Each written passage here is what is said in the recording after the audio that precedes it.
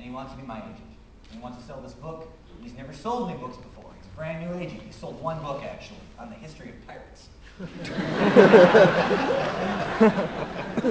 I'm like, pirates are cool, you know? So he says, I'm going, you know, like, I want to sell this book, you know? And I'm like, I have nothing, you know, I have no idea. I'll roll the bones, fine. And he sells the book, and it comes out. I don't know if this is what's up here. This one here.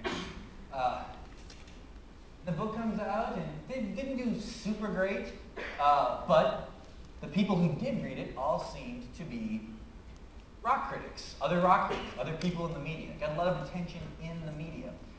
And once again, here, going back to the same point, I arbitrarily made a decision. It was a really good move. When I finished that book, I didn't have an introduction to the book. I had not written an introduction. My editor says, you've got to have an introduction. You've got to have something to introduce it. So I'm writing that last. It's the last thing I'm writing. Just about ready to send this book off and be done with it. And I think, you know, it'd be funny if I put my home phone number in the intro. I thought it'd be a funny thing to do. I thought, like, I didn't think anyone would call it, but I thought certainly if someone was reviewing the book, they might be like, this guy is crazy, you know? He put his own phone number in there. But a lot of people did call, more than I would have ever guessed. I got a lot of calls from people who thought it was a marketing number, and they were very shocked when I would just pick up the phone and say hello. I got a lot of calls from strippers who were just off work, like at 2 in the morning or whatever, you know.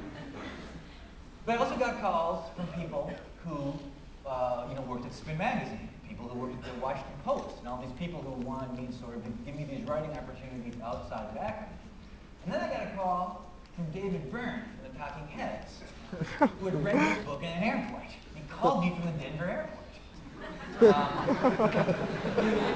Very weird. I was pretty freaked out, okay? So I'm talking to David Byrne now, and he's as weird as you kind of would think he would be. He's talking to me about the music of Iceland and how the music of Iceland is going to change the world.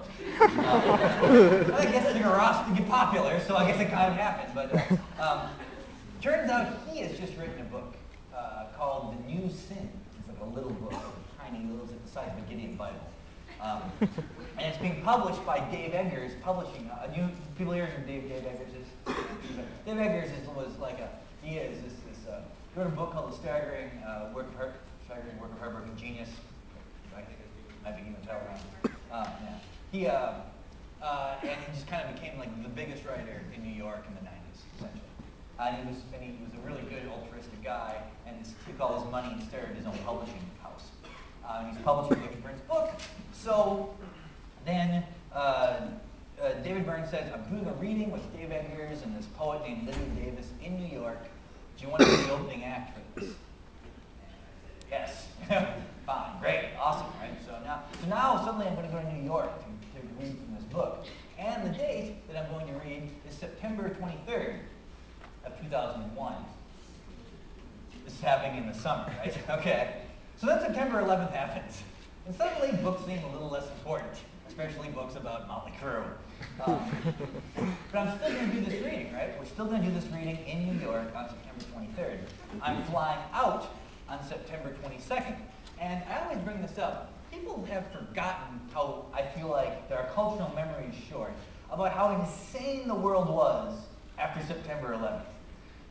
Detail I always mention is that many people thought there would be another attack on September 22nd. I guess because it's 11 times 2.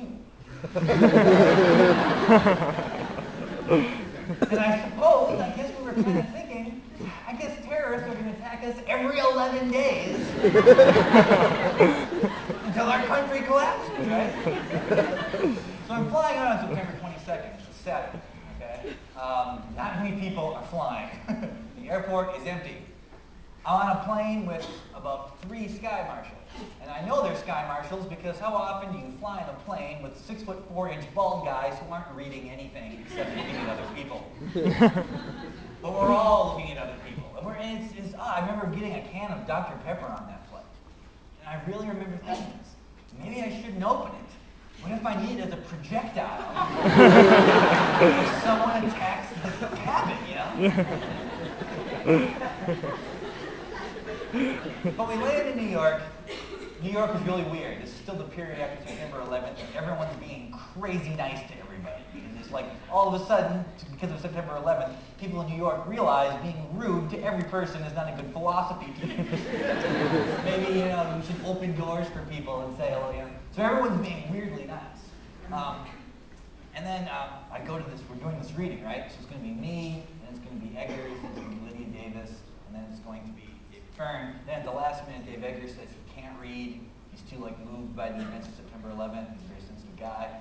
And but also the whole thing has changed. Initially, I was going to get paid for doing this, but now it's like all the money is going to buy a fire truck for some firehouse in Brooklyn. Like now it's a charity event. And the MC for the event, I just think this is not really important, but I always think it's funny. There's a guy named John Hodgman. You guys know who John Hodgman is? In the Mac PC ads, he's the PC guy.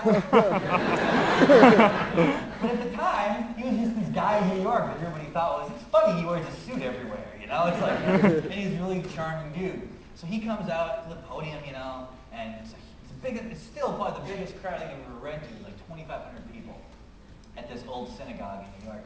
And he comes out really somberly, and he starts by going like, I know what you're all thinking, I shouldn't even be here right now. And this really thing, like however, because it was kind of the first cultural event in New York after September 11th, and it was a very weird feeling, it's a very weird vibe. So he gives this great speech about how it's important that we kind of re-embrace our life again and all this stuff, But it's really dark speech. And then I have to come out and read about Bon Jovi. For like 15 minutes. But it goes great, because these people haven't laughed at anything for like 14 days or whatever, So they laugh at everything, and it's this great audience. And by chance, here again, once somebody in the audience is an editor for the New York Times Magazine, and he asked me to start writing for them, I started doing that. From that point on, I have another book come out, the Sex, Drugs, and Cocoa Puffs book came out. I moved to New York to work for Spin Magazine. That book did exceptionally well. I mean, it's outsold all my other books combined. I started writing for Esquire after that, and that's sort of how I kind of have this life now it's a long story, right? Why I tell it. Well, here's why I tell it. Very often at these collegiate situations, I've been on panels like this. People from the audience will want to be a journalist or whatever, and they'll ask somebody on the panel, like, how do I get your job, or how do I get your life? And the person will describe exactly what they did and tell the person to do that. They'll be like, well, I got an internship at the Chicago Tribune, and I worked in this industry, or I got, because everyone seems to think their experience is normative, that somehow their experience is the normal way it works, which is nuts, because if you ask any of those people to describe how their colleagues got the job, they would realize they're all different, they're all specific. So I would never ever tell somebody, they would ask for advice on like, how do you become a writer like that? I would never say, do what I did. How could I tell you to do what I did? All these weird things that happened, you had to be born at a certain time, and there had to be a huge terrorist act later, it's like all these things. So you're going to have to create your own life, okay? There is no right way or normal way to become the person you want to become. It doesn't matter what industry you're in. So be very distrustful of people who tell you this is how you go about doing it. Okay, so now the talk. What do I talk about? I always like to be responsive to what the audience is interested in.